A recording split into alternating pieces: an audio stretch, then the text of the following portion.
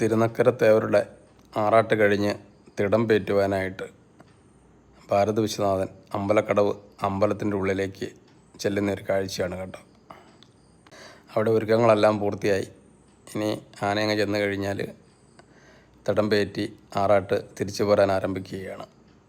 എല്ലാവരും ഓം നമഃശിവായ എന്ന മന്ത്രം ചൊല്ലി ഭഗവാനെ തൊഴുത് അമ്പലത്തിനകത്തുണ്ട്. ഭാരത വിശ്വനാഥാണ് തിരിച്ച് തടംപെടുത്ത് വരുന്നത്.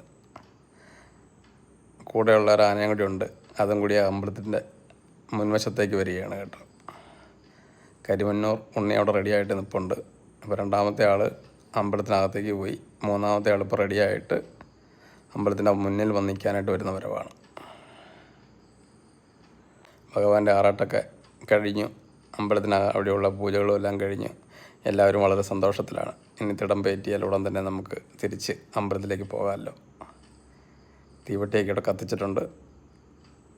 എന്താ ഭാരത വിശ്വനാഥൻ അമ്പലത്തിനകത്ത് കയറിയിട്ട് തിരിഞ്ഞ് നിൽക്കാൻ പോകുന്നൊരു കാഴ്ചയാണ് കേട്ടോ. തിടം പേറ്റാനായിട്ട് ഇനി അമ്പലത്തിനകത്തേക്ക് എത്തി.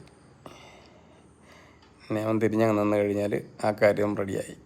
ഉടൻ തന്നെ തിടം പേറ്റി ആറാട്ട് പുറപ്പെടുന്നതായിരിക്കും.